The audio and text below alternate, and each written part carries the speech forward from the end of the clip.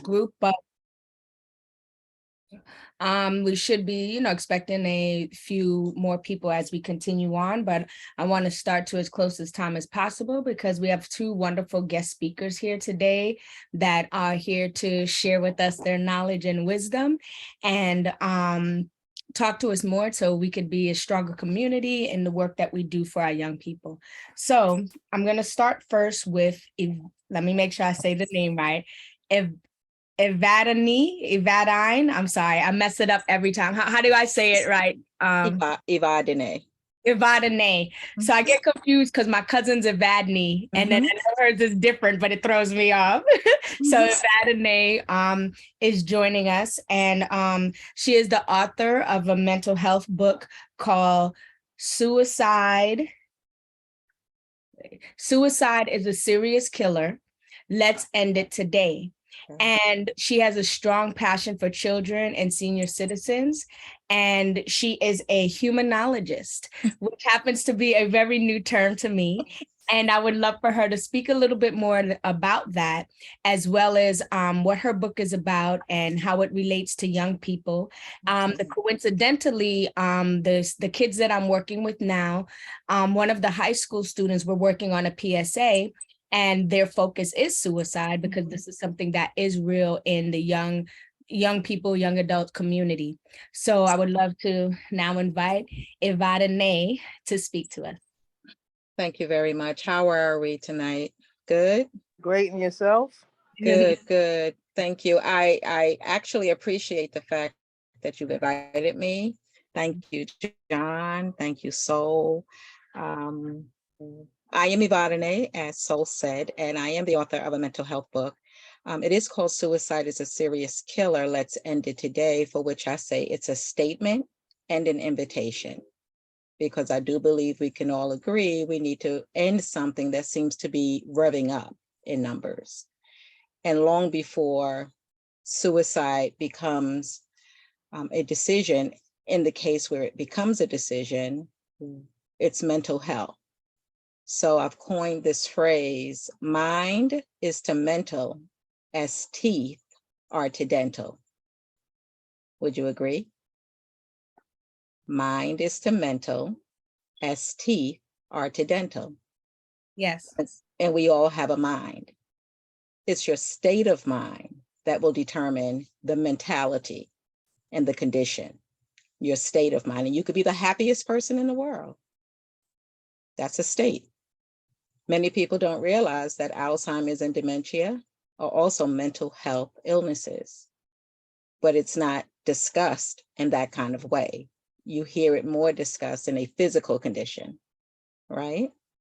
So we all have a mind, and different things affect our minds. And when I look at young people, so young children and seniors are my passion, because I feel that some adults believe that children don't know what they know. They don't know, which means that the adults don't know. And I give the example of give your child your technology device and see how well they operate it. So when you think they don't know because possibly you didn't teach them or you don't know, they'll show you exactly what they know. And with seniors, they know what they know and they know more. And we're not tapping into their knowledge. We're not tapping into their knowledge. And so what do they say? Twice a child, once an adult, once adult, twice a child. I believe that we can definitely empower young people when we realize how disempowered we are. No one talks about the mind. As a matter of fact, I started calling it above the chin because even when you're applying for health benefits, for some reason they believe your teeth are not important, that your ears and your eyes are not important. That's all extra. I don't know what they think we'll do with our bodies without above the chin. What will we do? So the mind is truly important. And so I say mind/mental health to always keep up front that mind and mental are the same thing and the importance of it.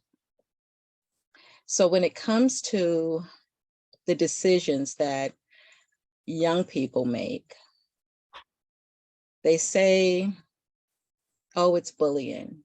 Oh, it's social media, giving it the idea that it's out of our control, that it's out of our control. Are you aware that protein deficiency causes suicidal thoughts, sadness, and depression? Protein deficiency. Something so simple. And I say simple because we can increase our protein with nutrition, right?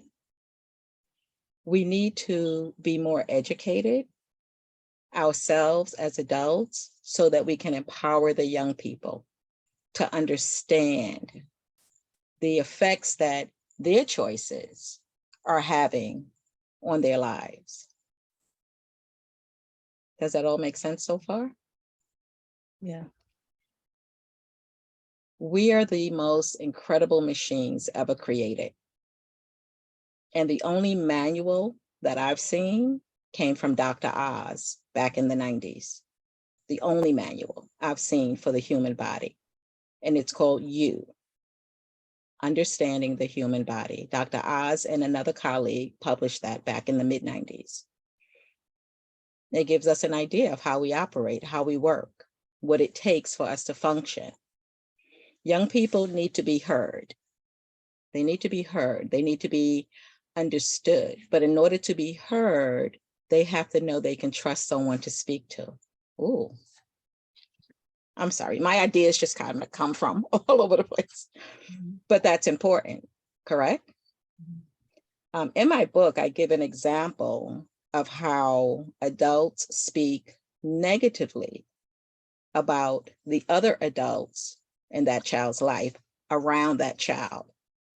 And then when the outside forces, their peers, are presenting them with opportunities that may not be the right ones, well, because they heard how the one adult was speaking, so they know their personality, and the things they were saying about the other adult, they don't know who to trust.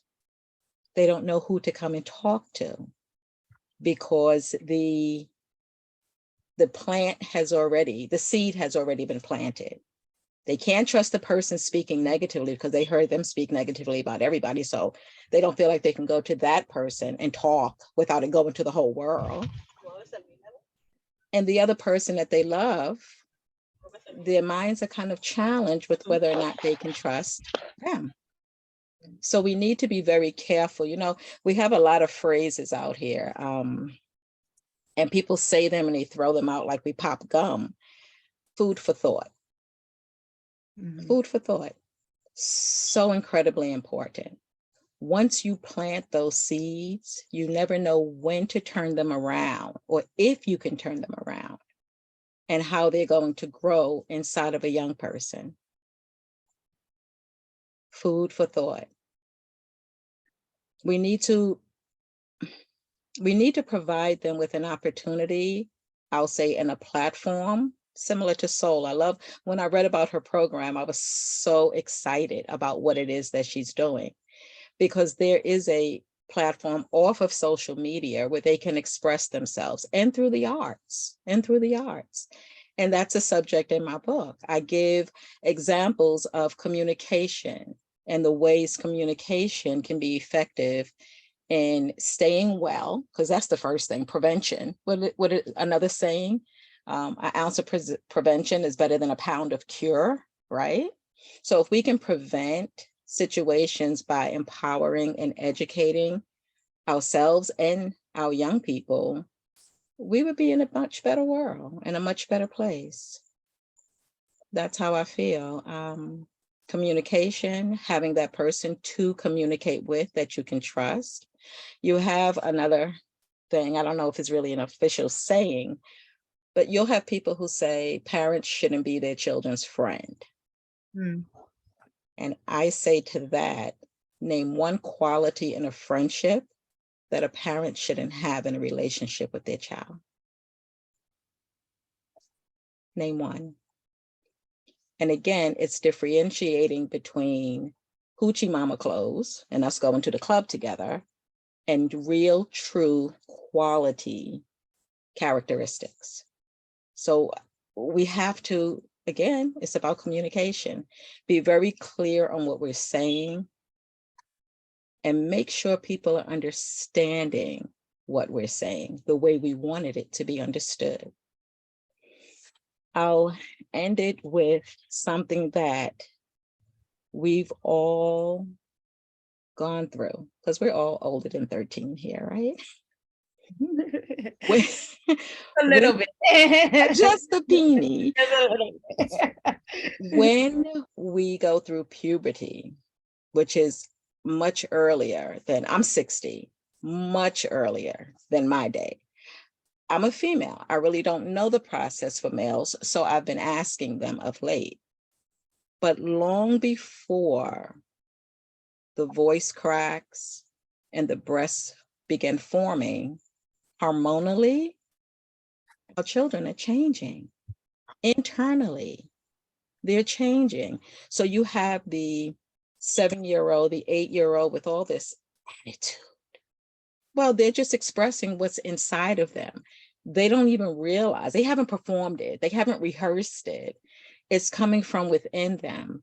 So as adults, as parents, as caregivers, I believe we should take a deep breath before responding to what we're seeing coming out of our children.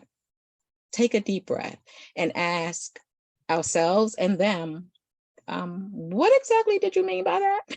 You know, ask them, take that halt and make sure that they're delivering to you in the way that you want them to, their inside feelings. They may not know that they're throwing their head. I mean, of course they know they're throwing their head back, but that it's wrong, that it's displaying a characteristic of them appearing to be older and challenging you, because that's one of the issues with adults. They feel like they're being challenged by the child. But then we also have to be careful, I feel, about what we tell them to stop doing. Okay, so let's just say you want them to complete a chore and you've given them the instructions and they've heard you, but they don't complete it. So you ask them why, and they give you reason why they didn't do it. Sometimes we'll feel like, well, I told you to do it, so you should have just done it, right? But if they give you a good reason why they didn't complete the chore, then you might need to receive that information and process it. Why? Because when they're in the street, again, with their peers, and they're being told what to do, something inside of them may have them do something different. They need to be able to discern the right, the wrong, the now, the wait. And we need to, and it's not, let me say this, it's not letting the children control you. My daughter's 38. I will tell you right now, I've never been a parent of a 39-year-old. Never. Because she's only 38. And she knows she's not a child, but I'm still her parent. Correct? So she's going to present things as she gets older. I mean, life choices, whatever it is, that I haven't experienced as a mother of a 39-year-old, because I haven't been a mother of a 39-year-old yet. But we want them to have the skills to understand right from wrong. And even if they're told to do it, if they have a good reason for not doing it or not completing it, we need to understand that and move to the next step of when can you complete it, or what do you need to complete it? Does that make sense? A little bit? Okay. I don't think I'm lenient, right? I don't think I am a know-it-all. I receive information and I deliver information. Hi, Felice, are you raising your hand? So, Hello, Yes. hello everyone. I'm new to this youth committee. Please forgive me. I'm trying to understand or get a grasp of the purpose of this committee. Mhm. I I am a union person. I'm a chapter chair of the Union of DeKalb North. I I also deal with the community on the 71st Precinct Community Council. I deal with young people. I ran into, when my husband ran for city council, youth, and spoke to them. And they themselves said that they don't want to be in gangs, but in order to get out of it, they would either have to die or live somewhere else. So I said, but why would you say these things or join a gang? Because are you looking for a family or some sort of connection? They said, well, the schools doesn't offer them anything. All the programs are out. You know, what is there to be offered or to be trained at? Because everything costs if you want to train me. So I'm saying all of this to try and understand, if you can help me, please, what is the purpose of this youth? Because it's my first time. Okay. Could you please talk to me, enlighten me, please? All right, so today, Felice, what we have today is we have two guest speakers here today. So it's not like the regular meetings that we typically have. So Evadine and Mr. Carlston Gray is here today to talk about some different topics that's related to youth. And then we were going to move on to a discussion around a youth summit. And then typically we talk more about the community events and the things that we're working on that we're going to be doing that's focused on youth. But our committee is Youth Services Committee is for 16 to 24-year-olds. So Evadine is just thank you. Evadine is talking about, you know, the work that she does with youth and her book. And then how are we working with our young people? So that's why it's a little bit different today. But because we're kind of moving into the question answer, is it okay if we go a little bit into the question answer phase, Evadine? Absolutely. So, one of the questions I had came up with something that you said that I thought was really interesting and had not heard before, where you said dementia and Alzheimer's is mental health. I guess a derivative of mental health, and it's not just physical. So I kind of would like to hear a bit more about that, especially since my father is diagnosed with dementia. I would love to understand that a little bit more. Okay, so my reason for mentioning Alzheimer's and dementia is because when they're talked about, let's say through the commercials, we don't really hear that it's a mental health condition. Mm-hmm. But mind and mental are the same. So it's a condition that affects the mind.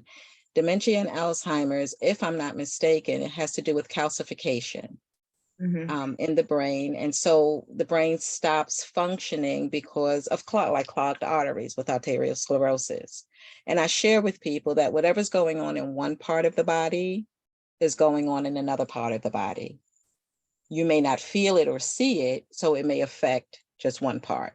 But I'll share this with you also so directly. I watched a program where this gentleman was diagnosed with Alzheimer's, and he had been living with it for 5 years. He had taken a fall, and during the course of the fall and the examination at the doctor, they found he had fluid on his brain. When they released the fluid, he was back. He was back. He never had Alzheimer's. So it is something that affects the mind because they're forgetful, correct? They're forgetful. But here's the interesting thing with Alzheimer's and dementia patients, they become very aggressive. Well, I think they become whatever they are. So if they're aggressive people, they become more aggressive. And if they're passive, they're just more passive.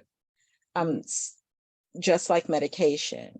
That's interesting because my dad is actually growing up is more passive, but he's becoming more aggressive, like more aggressive than he usually wasn't like that. And I'm noticing he's becoming way more aggressive now compared to the past.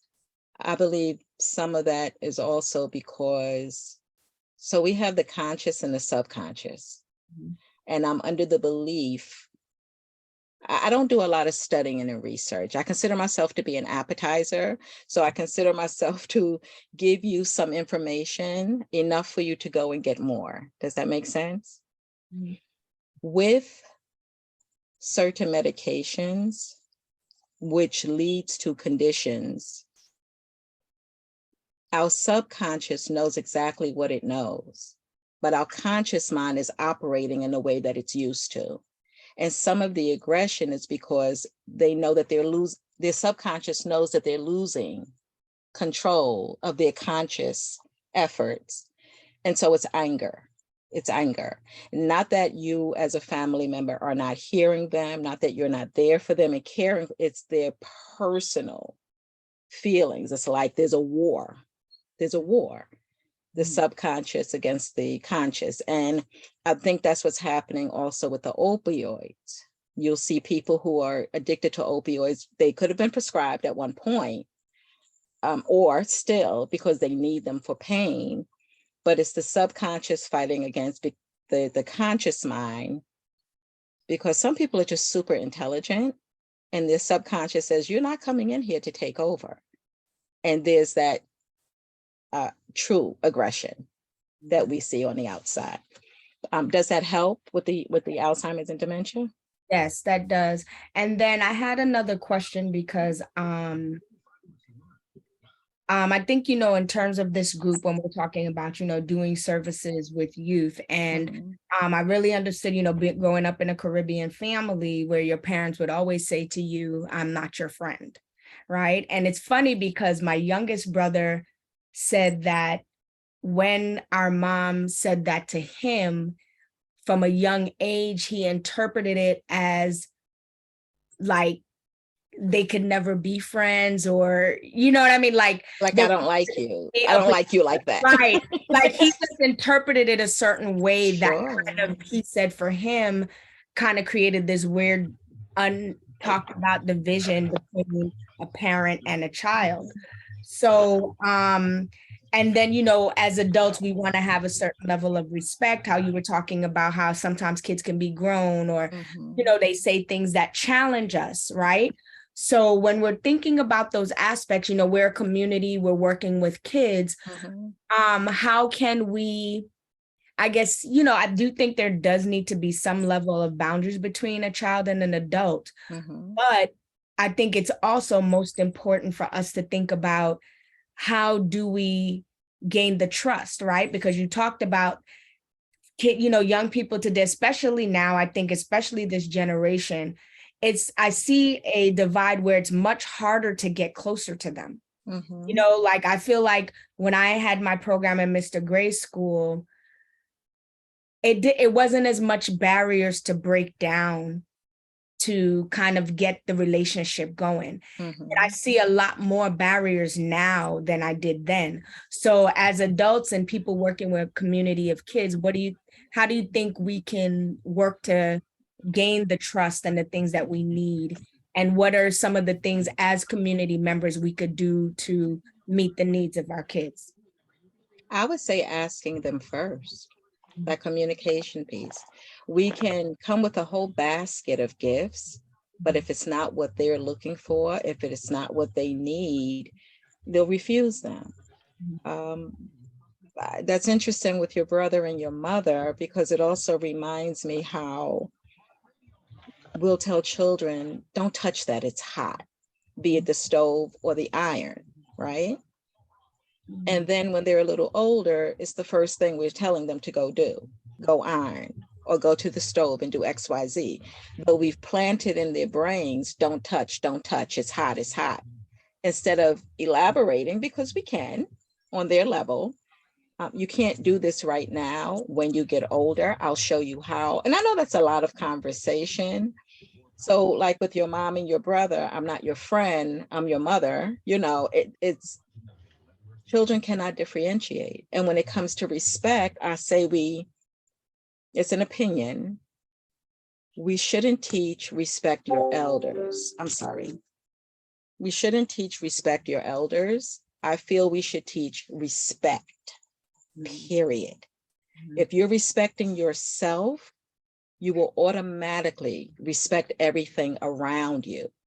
Because when we tell them to respect their elders and they're out on the street and see their elders selling drugs, smoking weed, robbing, those are their elders. They don't know how to differentiate who's older, who's not older, who should I respect. No, teach respect. And we do the same thing with drugs. We tell them, do not do drugs. But how often do we show them what the drugs would look like and explain to them some of the ways they can be presented to them? This will help you study. This will help you sleep. This is good for a headache. We are not, and it could be over the counter as well. But I think first and foremost, we should, and with young people and straight across the board with any population that we're working with, what is it that you need that we can help you with? And it may be the first time they've ever asked that question, right? What do you need? Okay. How do you need it? How do you need it? Go ahead, Sol. I'm sorry. No, that's fine. I didn't say anything. Oh. So I would like to continue to open it up. Is there any other people on the team that has any questions for that? I'm always messing up her name. Evadene. Evadene. I love it too. It's beautiful. Evadene. Is anybody else that has any questions for Evadene before we move on to Mr. Gray? Okay, if I may. Not Latwin, asking my. Latwin just opened up. Okay, Latwin. Hi, sorry. In terms of where to purchase your book or to read it, where can that? So you can, there's a digital copy available on SISK Intro. SISK Intro. I think I have something here. It might help. Nope, that's you. Let's see if I'm here. That's here. Can you? Oh, I can't screen share, can I? I was trying to screen share. It's not my story. Yeah, unfortunately, that's blocked on Okay, that's good. I think only myself and Okay, that's good. So it's SISK for suicide is well, serious killer intro, SISK intro.com. So there's a couple of things happening on that site. You can't talk to you. Sorry about that. You can purchase the digital copy. It's available on Amazon. Okay. It's available on Amazon. You can purchase the digital copy from that site. We are actually running a campaign. It's called 1 Million Books into 1 Million Hands, Hearts, Minds, and Homes. So we're asking for donations so that we can send those books to nonprofit organizations. You can do that on this website as well. You can sponsor an event.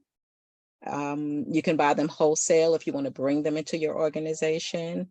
Felice, I am thinking very hard on what you're saying and what you're speaking about, because I know that with young people, we hear them, we hear their cry, and we're limited in resources to wipe their tears. And it's very sad. It's very sad. Young people have experienced so much trauma that no one's talking to them about. Their friends have been killed on the playground. Their parents are in jail. Their parents are killed. Their grandparents die because they were the caregivers. And they have visually seen these things. They have also been desensitized against some of this with the video games. Desensitized against murder, desensitized against rape. I use the word the phrase mind-boggling now. I stopped using crazy, because we use it, oh, that's crazy. And it could be a good crazy or bad crazy. It is mind-boggling what we all are dealing with, but especially young people.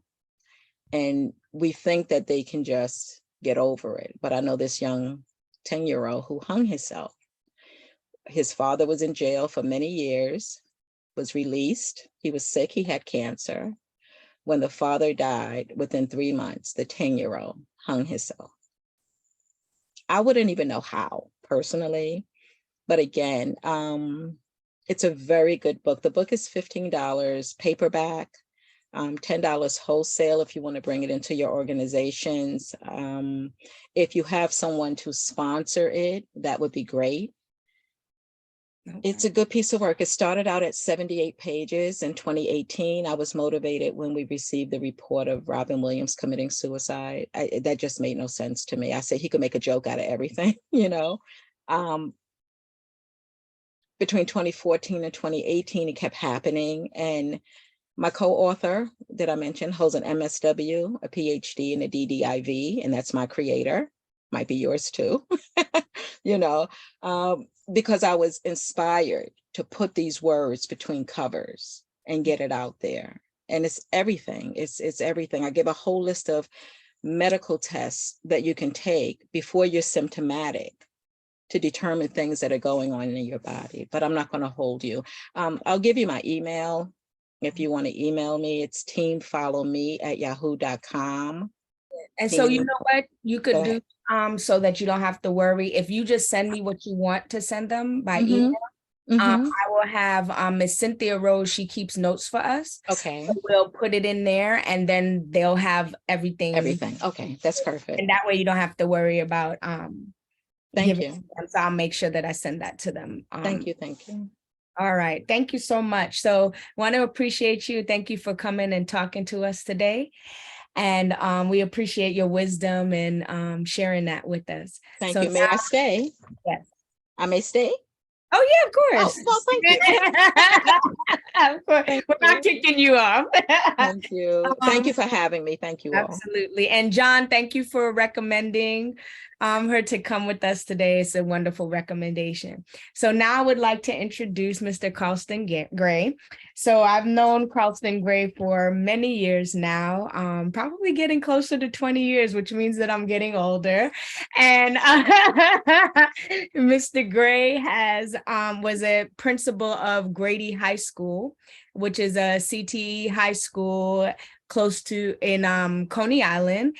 And I had a program, my Soul to Souls program was called Imani program. Was the first program that I had in the first school working with the youth that were struggling to get to the next grade. So these young people had failed their first year, and Mr. Gray offered up a program that basically allowed them to get to the 10th grade, finish the 10th grade and move back up to the 11th grade so that they wouldn't fall behind on graduation. So I've known him for many years, and then he graduated into working into the superintendent's office and was supervising and coaching other principals. So I would love for Mr. Gray to talk about, the needs that we know. He's worked in high schools. He was also a math teacher, and he's been working with high school students for many years. And, we are talking about young people who are between the ages of 16 to 24. So the things that we feel are needed for that population educationally, and what us as community members can do to offer up things that support that population. So, Mr. Gray. Hey, good evening, everybody. The name is Carlston Gray. Actually, Nicole, I think it's 17 years now. Yeah. I believe it was the year before I became the principal that you were there with that other organization, can't bring the Catholic Charities? Good Shepherds. Good Shepherd. You were there with that organization before I became principal. Mm-hmm. So my background is very diverse. I started teaching in the Caribbean, Trinidad and Tobago. And after teaching for 8 years, I had enough of teaching. So I decided to pick up my bundle and cut it off to Washington, D.C. Studied architecture for 5 years, practiced architecture for another 5 years. Got laid off a second time and decided I'm not going to do that. So I head to New York City and ended up on Rikers Island in my first teaching assignment. No, not as a prisoner, as a teacher. I love the expression on your face. And ended up in Rikers Island in my first teaching assignment. Mm-hmm. And I think that brought me back down to earth to recognize that there's a need for people like me in the teaching profession. So I went back into teaching, ended up at Grady High School in September of 1994, and never moved until 2010. So I became a teacher, assistant principal, eventually moved on. I love a challenge.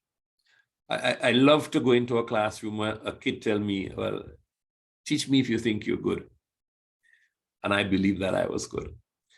As long as you were willing to follow the rules in my class, I could make anybody learn anything. In my experience in teaching, especially with our young people in New York City, it is very difficult to keep them focused on their schoolwork.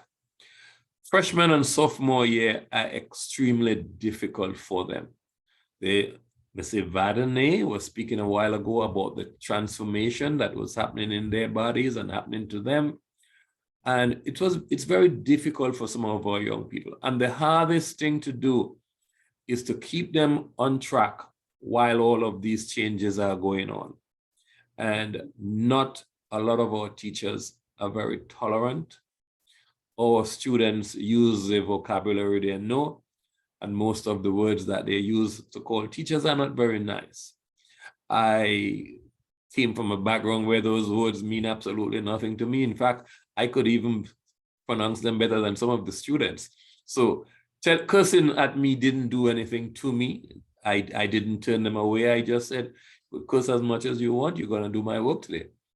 Some of the best friends I have now are students who started out my class telling me, I'm not doing no whatever they had to tell me. And I said, huff and puff and blow the house down.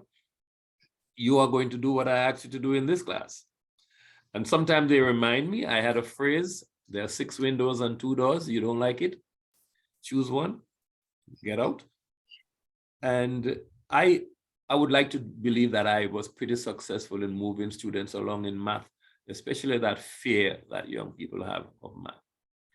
Now, if you were to ask some of those 16 to 24-year-olds in your jurisdiction today what it is they need, you're going to hear jobs, jobs, jobs, jobs, jobs.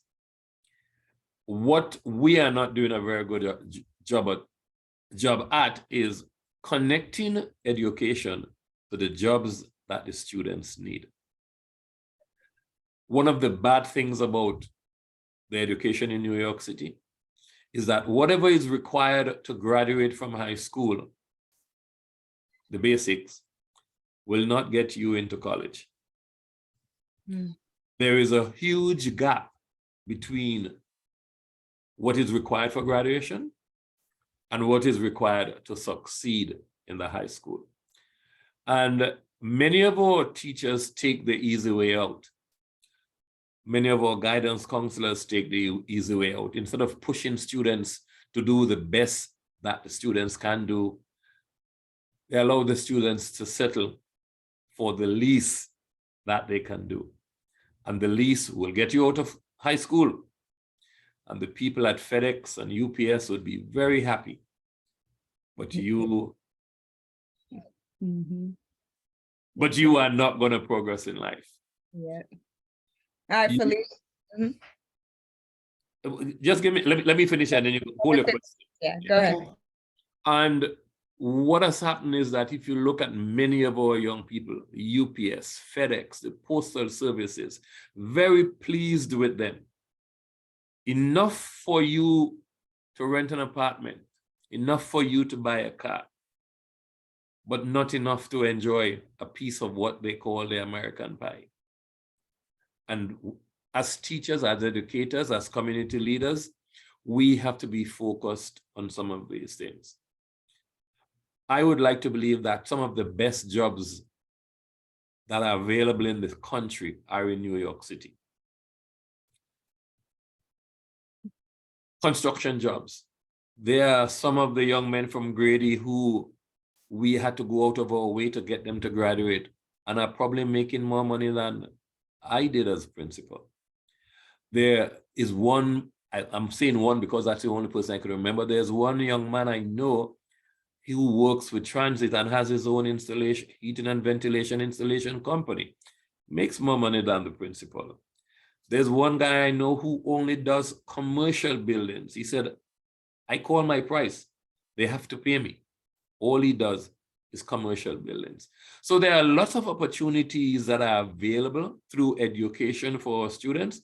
And I'd like to believe as a committee, some of the things that you guys should be doing is looking at the jobs that are coming up. When is the next transit test, for example? Make sure that the students in your community knows what that transit test is. Even if they're going in the military, don't mind, put your name on the list for 4 years. When you come back, you're still gonna be there, gonna be waiting for you. We've had students at Grady High School who've gone off to college, ignore getting into the union or one of those jobs. And after the 4 years, they came back and said, is that job still available? Can I have it? So one of the things that I think that you can do, look for the transit jobs, look for all of those unionized jobs and organize so that you feed out this information to members of your community. And this is where Evadene comes in beautiful with the work that she should be doing. In order to get into those jobs, you got to keep your nose clean. We got to keep them off of drugs. And so there should be programs that actively encourage students to get into that so that they can go. And I think I'm talking too much. Miss Robertson wants to ask me a question. Yes, sir. Thank you. Thank you for your time. Once upon a time, we used to have teachers that really cared. We learned language, we learned instruments, we learned voice and diction, we learned, I learned like physics and I went to Prospect Heights, by the way, okay? They really vested their time and energy in us learning, okay? Besides art and craft, besides electronics, what I'm trying to say is that these things are lost. We don't even have teachers that are, or maybe that's a charter school I'm talking about now, that are registered students. I mean, registered teachers. Okay, this is why you have gangs in the street. We're not offering our youth, the future generation, to take care of themselves in this world. This is why you see the violence that you see. I want to say something, and I want Evadene to chime in. I want you to chime in on what I'm going to say. If you ever have to travel on the highways going into Manhattan in the morning, you notice the number of vehicles, panel vans with different types of businesses on their sides. They're fixing the elevators, they're doing floors. At one time, those people were residents of New York City, educated in New York City. Coming to your point, Phyllis, those programs have been gutted, but they are now offered in Westchester and in Long Island through BOCES and something else. And those people are coming into the city and are making all of that money that's not available to us. So as a group, I'm hoping that you will get involved in some of those training. Let your voice be heard. Let your voice be heard. I gave some examples of the students in Grady and making more money than their teachers. Those opportunities are available.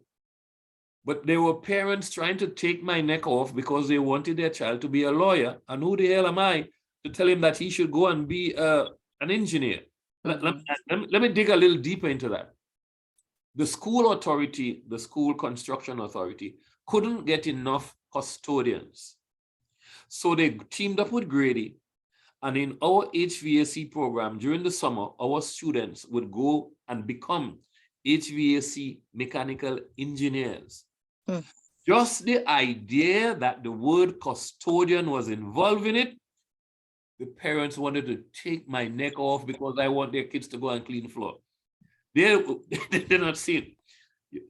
By the way, the guy who takes care of Brooklyn Tech, the largest of our high schools, probably make more than any principal in the city. Brooklyn Tech is a very reputable high school. Look at the size of the building. Yeah. As a custodian, you get paid by the size of the building that you take care of. That's so interesting. So as Ms. Robertson, Felice was saying, if it's okay, home economics was the program. It taught us plumbing. It taught us electric. We knew how to sew. We knew how to cook, male and female. It gave us hands-on, I know how to change a fuse when it goes out in junior high school, That, along with the arts, have been taken out because it's about creativity. My grandson, when he was young, I asked him, what did he want to become when he got older? What did he want to go to college for? He says, I want to be an engineer and I want to be an inventor. I spoke to a gentleman yesterday about that who is 67 years old. He said out of his 1972 graduating class of 350, he was 300. He said there was only 50 students in there dumber than him, right? He said he slid out of high school because academically in that square, then that box that they put us in, it wasn't for him. And my grandson truly is the same way. I'm hoping he finishes at the end of this year.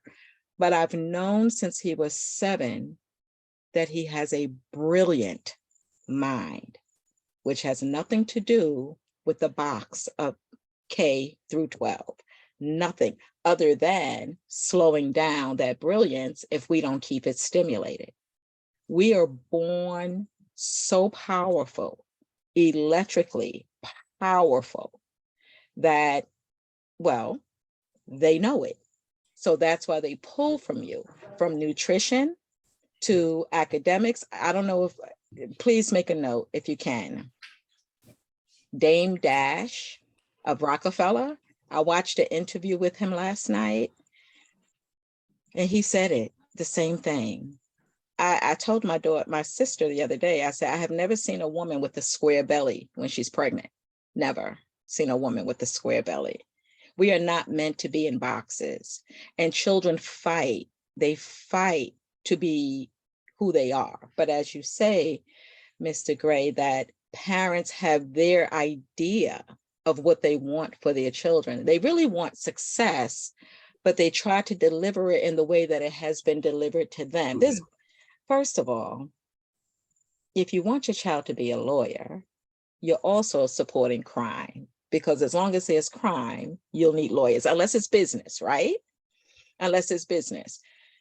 I love Grady and the schools similar, like Prospect High, no, Clara Barton. I think you graduated Clara Barton as a practical nurse. You know, they had those things in there that led you to a career, so that's what I think we're talking about too. We need career programs. There's a, Dame Dash has schools, and he has schools that are teaching what's not being taught in the schools. Move, whatever you are, that's not being taught in the schools. I'm only going to say, as far as buildings are concerned, faith-based community, if it really wanted to, could be all that we need it to be outside of the square building. The faith-based community, they have the buildings, they have the space, and I love COVID. Sorry for the losses, but I love COVID because it taught us the power of virtuality. Look at us here, Florida, Long Island, Brooklyn. Look at us. It taught us the power of virtuality. There's nothing that can change too. I'm sorry. Change, but they brought the discrimination up front and in your face. Yes. There's something I wanted to add about education in New York City and the proliferation of charter schools. Caribbean parents, for whatever reason, are in love with this, of what they believe to be discipline. And in my opinion, the charter schools offer that. Everyone is in a row, everyone tidily dressed, they look alike, they behave themselves, they don't shout. But the residents of New York City have to be very careful. Those schools serve a purpose. And they're going to make sheep out of all our children. And while the communities change and don't look like those very children. Dame Dash said the same thing. Don't agree about, sorry to cut you, but I have to agree with the charter school. And being in District 17, we have the most charter schools in our district, and it's ridiculous. Coming from a West Indian, I'm American, coming from a West Indian background. You don't have to be in a strict environment, school environment, to learn and to succeed. It's ridiculous. Thank you for bringing that up. May I say something too, please? My children are from private school, and I let them go into public school to have that experience. So Wingate was one of the schools that was chosen, I would say, for my daughter. My son, he went to boys and girls. But as for Wingate, it seems like they wanted the best students. Okay, so when I mean the best students, I mean students that are from private school, less trouble, that sort of thing. The moment my daughter attended the school, let's say I gave it a month, 2 girls jumped her.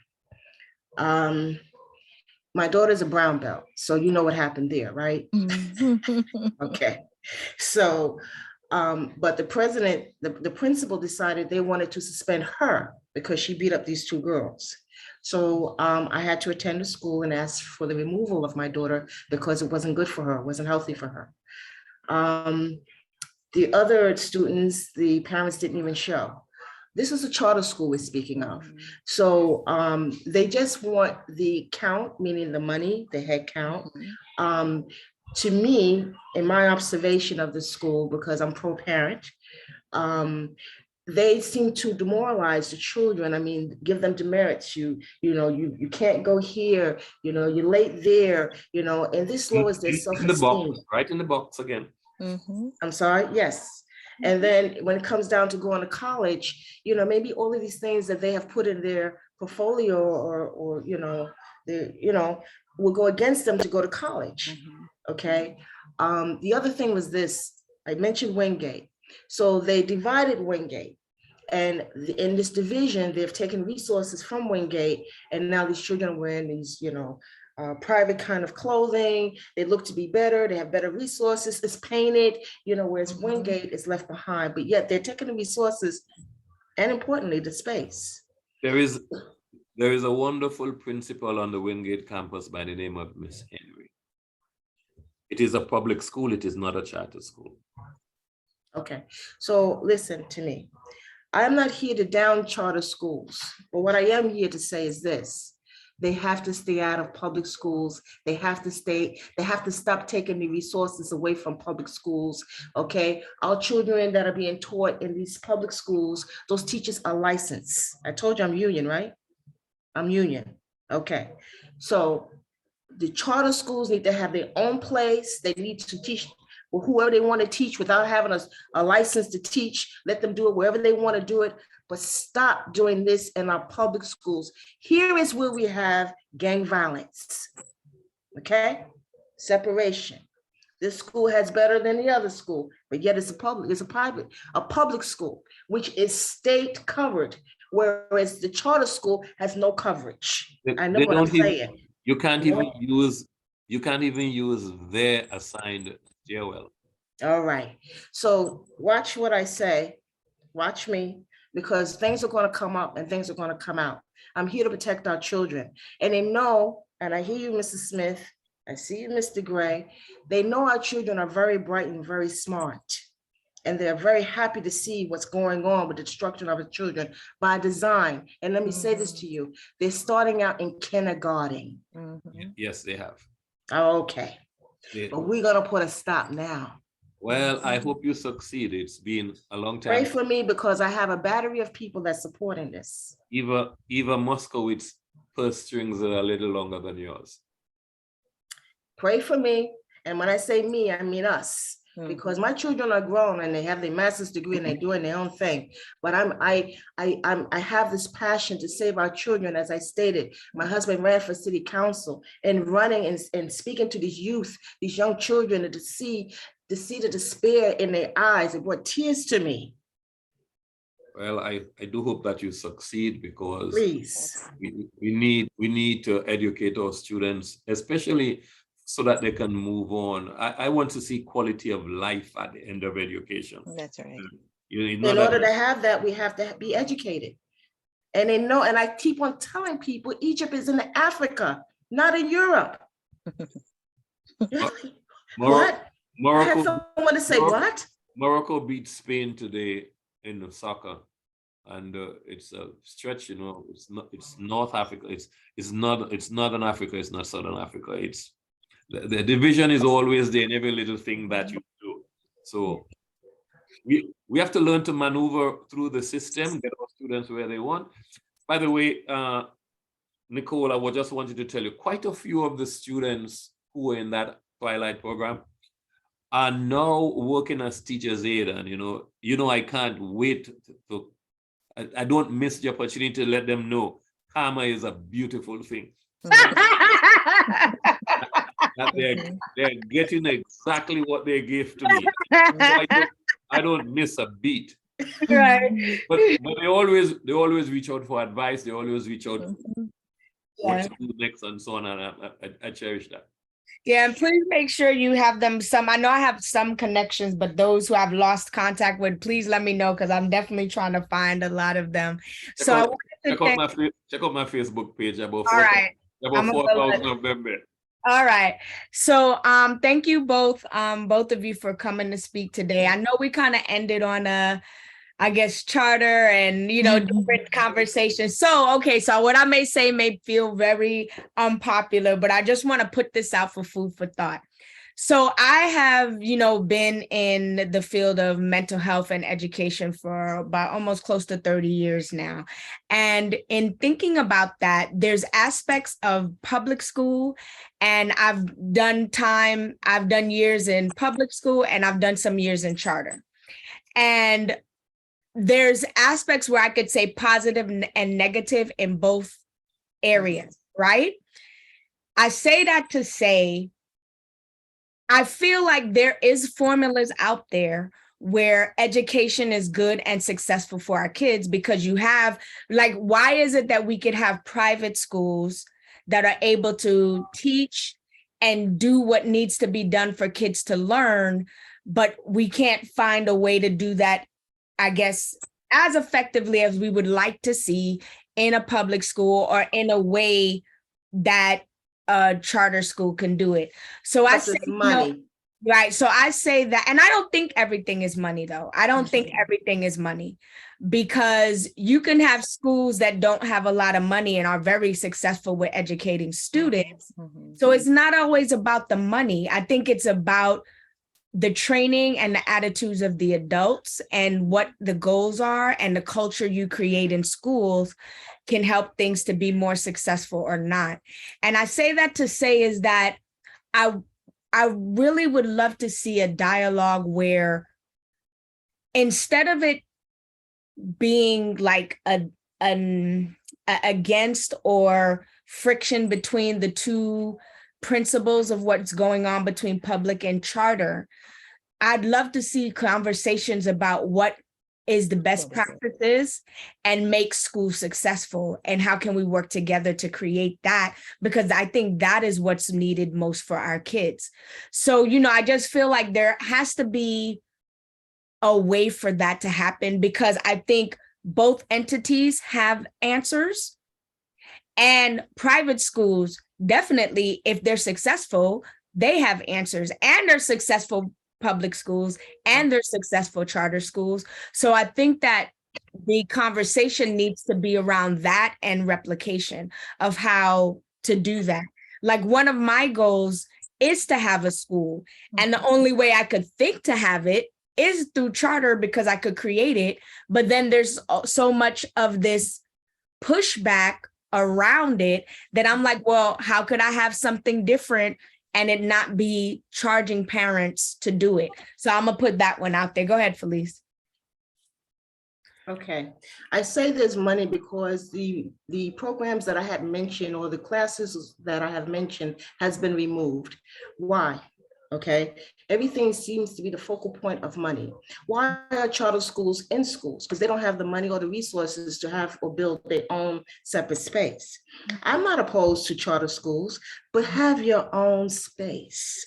This is where the friction and the division comes in. Okay, this is like another form of racism.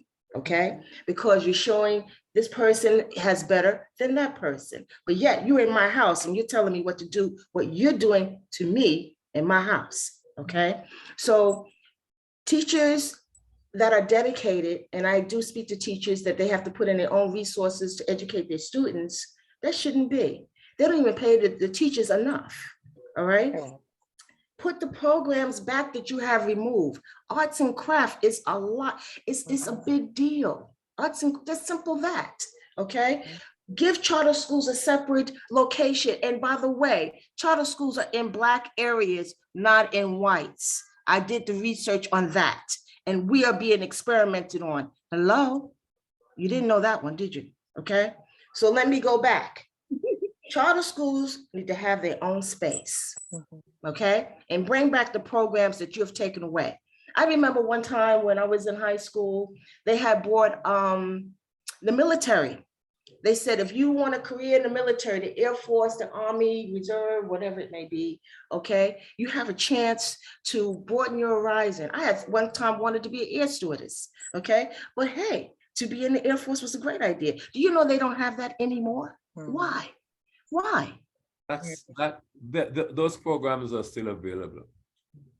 Excuse me, I'm talking to teachers, so tell me where.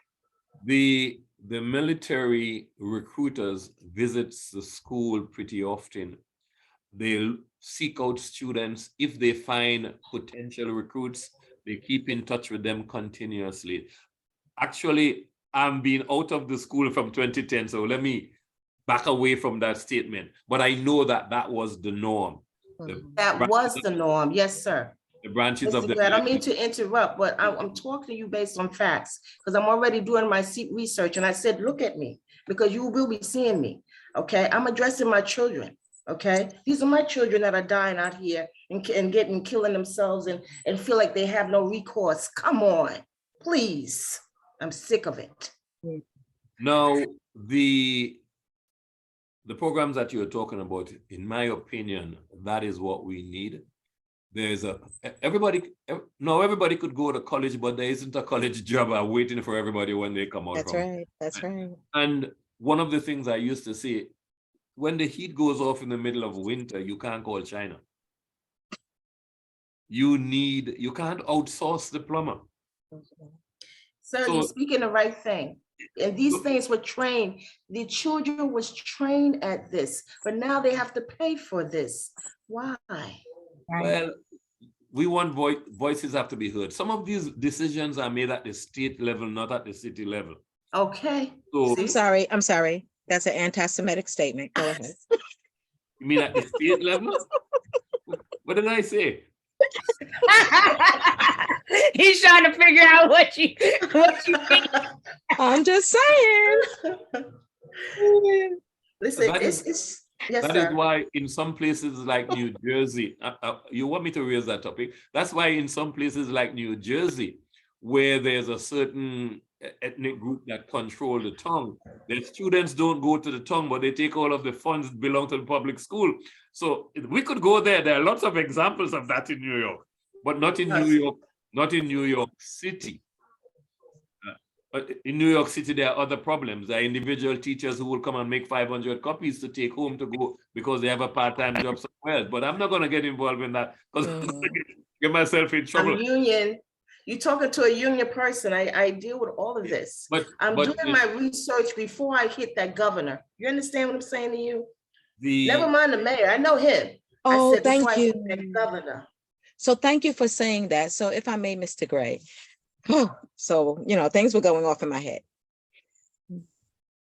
1990 something, the campaign for fiscal equity. So when you say go into the governor, Felice, that's it like ding. So the campaign for fiscal equity. Still not implemented. Correct. So it was an indicator that New York City, downstate, New York City was underfunded for over 25 years. Mm-hmm. They won the lawsuit. This is in the 90s. However, imagine this. They won the lawsuit, but in order to get additional funding, they had to match it. Where were they going to get it from?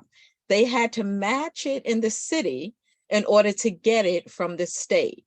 That was a that was a mind-boggling, since I changed my language, a mind-boggling situation, because I said, hold it. If you're saying that you underfunded the city since the 70s, the educational system, since the 70s, the domino effect of that is a major lawsuit, because that would attest to why there were so many people unemployed, why so many people maybe be in prison. It was a whole series of because I was undereducated. But again, they won the lawsuit. Yes, they were underfunded. But in order to get the additional funding, the city had to match it in order for it to come from the state, which is wrong. It also, and Felice, I don't know if you're doing this, they say that the lottery, that downstate spends so much money funding, a portion of that goes to education. I've never seen a budget to show how much we're getting back into the downstate, which in my opinion, we should be getting a percentage based on the percentage that we put in. Not dollar for dollar, but if we put in, okay, 62%, when it comes down to, sending that money out, it should come down in an increment a little higher than let's spread it across the state. So that would be a very interesting paper to see in terms of the funding. But yes, so the defunding of our Board of Education is intentional. It's intentional. Not only that, but our children and why they are the way they are and behave the way they behave in some cases. I don't know if you know this, 18, 12, 30 years ago, there was a successful class action lawsuit against Similac for genetic testing. New York and California could not participate. Class action lawsuit, genetic testing, Similac, and of course they are still in business, right? They're still in business, excuse me. Mr. Meyer Squibb. I'm losing my power. Sorry. So want to just give you guys a time warning that we have 3 more minutes, and then we're gonna have 15 minutes left to just wrap up. Yeah. Any It was a questions good from you meeting. before we Thank you. run away? Does anybody have any questions before Mr. Gray has to sign out? Thank you for your service, Mr. Gray. Thank you for your service and your continued interest in what is happening and what is going on. Yeah, And virtuality allows you to participate wholly, right, Soul? that's right. Make life a little easier for me. I can tutor kids in Trinidad and Tobago. I can do a lot of things. That's right. Virtuality is Right. important. Mr. Beckles, what are you doing? What's happening with you? What's going on? You're muted. Mute. No, I'm just listening, taking and letting them everybody else get their chance to speak. Okay. All right, so I'm gonna move on to the next topic, and if we have anything else towards the end, that's fine. So just wanted to go, so we've been talking about this for a while, that we have a youth summit coming up this Saturday. We've all been talking about it for some time, that we can all participate in. I know that I've been inviting the high school students that I work with, and I've been sending emails out, flyers out, and everything out. So I'm hoping that people from the Youth Service Committee will be able to come, but not only, oh, wait, let me make Cynthia, are you still there? Yes, I'm here. All right, Cynthia, hoping that you're taking some notes. Yes. Okay, so we're gonna have it this Saturday, and I would like to know if there are anybody that could come to support with volunteering. That would be helpful. So for the Friday at this Friday from 5 to 7, we're gonna go there to help pack the goodie bags and things that we'll be giving away. So if people could, and it's gonna be at the same space, 515 Dean Street in Brooklyn. And then we're going to be there from 10 to 12, 2 hours before the event, just setting up and making sure we're going to try to set up as much as we can the night before. And then whatever's left over in the morning, we're going to do. So during this event, you know, if you know any high school students, anybody who can benefit from participating in it, we have a lot of great speakers that'll be there and talking, you know, to the young people and getting more young people there. That would be amazing. So just wanting to know, and, you know, they know, even though like they only put the logos of the speakers and certain people there, but we were still, you know, I definitely represented for Community Board 9 and Soul to Souls. So we've been involved through the whole thing. So I'm hoping if, you know, people can support, I would love for you to let me know. And also, I have given my phone number, I believe in that email that we got as a group. So if you guys, because I don't have your number. So if you guys can contact me, 718-496-5300. If you could contact me and let me know if you or anybody can volunteer that day and then bring some students, that would be amazing. And did anybody have any questions? Oh, you're on mute, Felice. I'm sorry. I see your mouth moving, so I didn't know if you were talking. Oh, no, I'm sorry. My daughter was talking to me. Sorry. Oh, okay.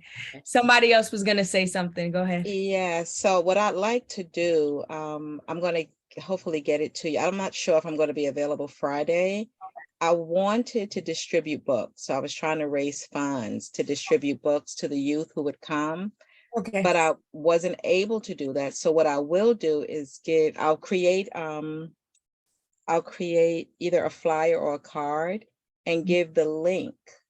I'll make a specific link so they could have the digital copy of the book, and that can go into the bag. That'd be great. Yeah. Okay, yeah, let me know. You have my email, you have my phone number, so you can just send me whatever you need to, and I will bring it to them. Thank you. And how many are you potentially expecting? How many will you be set up for? They're setting up for 50. Okay. They're setting up for 50. So yeah, if anybody else, just by raising of hand, will anybody be able to come and volunteer either Friday or Saturday? Latween? Okay. All right, Latween, you have my number. Can you contact me? Okay, you're on mute. Yeah, if you have my number, you know, let me know. John, you think you'll be able to come either of the days? Friday, I know Friday I have an appointment. During that time, I have another something I have to be at. Saturday, I was coming to the event anyway. Okay. So I'm gonna be at the event Saturday. Okay. I don't know if I could be there at 10 in the morning, but I'll be there by 12. Okay. 12. All right, no problem. All right, well, thank you, everybody. Friday, I could come help you set up, so. Oh, wonderful, Cynthia. Cynthia, just give me, like, if you guys could just text me so I can have your numbers. I have everyone's email, I just don't have numbers. So just text me and, you know, we could keep in contact with each other. Thank you. All right, wonderful. What's your number again? I'm sorry, I meant to write that down. 718-496. Wait, so? Yeah. Yeah, I could give her, who is that asked for the number? Because we don't want to, you know, send your private information over the phone. I mean, it's fine. It's fine by me because I know I've put it out there on the thing. So it's fine if she has it. Okay. Okay. 496-5300. Thank you. Yeah. So if you text me, then I'll have your numbers and I'll be able to, you know, follow up and let me know if you're going to be able to come. If not, it's fine. The last thing I wanted to do before we run out of time is to officially nominate Cynthia as our secretary, because I know she's been doing it every week. But Khalid, do we have a quorum right now? Could we vote for it? Khalid? Yeah, I'm here. I'm just counting. Yeah, I don't know if we have a quorum. I don't think so. No, you do not have quorum. I don't think so. I think we're a couple of people short, but So, I'm being a member because we have members here. Does that count? Are you a member? Yes. Oh, okay. Well, Felice is a member. Cynthia is a member. Luana, are you a member? No. Okay. Latween's a member, John's a member, I'm a member. Do we have a quorum, Khalid? Yes. We do, yeah, I think so, because I think yeah. I think so, because a couple of the people who are originally on are not official members before in the past, so we might have a quorum now. I didn't know that Felice was a member. Okay, so I'd like to put a motion up for Cynthia Rose being the official secretary for the Youth Services Committee. Anybody who is okay with this, if you could raise your hands and please say aye, I would appreciate that. I've put my hands up if you want to put your stickies up. I Okay, and Luana, you said Luana? No, I'm not a, am I Oh, yeah, allowed to you're not a vote? member, sorry. No, no. And Cynthia, all right, so it looks like the motion should be passed because everybody else who was here stated that they are in agreement. So Cynthia Rose is our new secretary. Yay! Thank you. Cynthia, you hiding? We can't even see you. See if you have a happy face on right now. All right. So I'm happy to say that we now have an official secretary. So we have myself as the chair, John as the vice chair, and Cynthia as the secretary. So we have a few things coming up in a next. Nicole, Yes. I just want to thank you and everybody who was here for having me on tonight. It was a pleasure. Thank Please you. feel free to invite me in the future. You never know where in the world I'll be, but Okay. with today's technology, we could always tune in. All right. Thanks, Mr. Gregg. Thanks. Okay, thanks. All right. All right. Yes. So we also have a couple of things that we're working on. So some of the things that were mentioned, we're working on a job and internship fair. We're working on a family fun day, and we're working on a couple more community projects for the spring that's coming up. So those of you who want to be involved, you're more than welcome. So Felice, if you come to the next meeting, January, we actually have a little bit more time to talk about some of our initiatives for the spring. And you'll be able to be involved and know more about what we're doing and how to help support those events that we have coming up. All right. Any questions from anybody? Okay, Can I ask Felice a question? sure. So if you could put it all in a cup and get out exactly what you feel we can do to help the youth, what would it be? I would say reach out to the parents, talk to the parents. The parents are not educated enough. And I say that to say this, when my son had an incident in Boys and Girls High, and it had to do with girls, you know, boys and girls, and the girl didn't like him, but the girl liked my son, and he wanted to fight her. I wanted to address that. Immediately, the assistant principal said to me, "Where are you from? You can't come in here anytime and feel that you could talk to anyone." I'm like, "Oh, I'm sorry. She must have bumped her head." Okay. She's talking to the wrong one. I said, "Excuse me, besides me being a city employee, let me tell you what my rights are." And a lot of mothers don't know that. We have to educate our mothers and fathers. Okay. And this is what brings strength, and also not just the strength, but it protects our children. Because they're not educated. The mothers are not educated, the fathers are not educated. So that's what I would like to see happen again, because it was once there. We lost Okay. that. So my grandson told me he's going to start streaming today. And I said, "Oh, so the whole streaming thing, you could eventually get paid, get monetized." Well, I have a bunch of ads for him, right? But what you're saying, what I just wrote down was a PSA. Imagine if we made quick videos that with all these children who are gaming, we become their ads. You know, these videos become, these messages become their ads. So PSA definitely for the parents, because I said, if your child has friends, you should know their parent, at least meet them, talk to them and say, you know, engage with them so that you're supportive of one another. But we should create little snippet ads, PSA ads, and try to find a way to get them into whoever's streaming, whoever's playing games, you know, pop them in. Just find, I don't know technology, I just know it works. I'm just saying, you know. And that would be because it's that subliminal suggestion that we know they're already using with our children. So if we can incorporate, we can beat them down, or we can pick up what they do, right? We can beat them down, or we can pick up what they do. So if we make these little ads, these little quotes, these little things that just help to lift their awareness and you know, sneak it on in. That's what I'm thinking.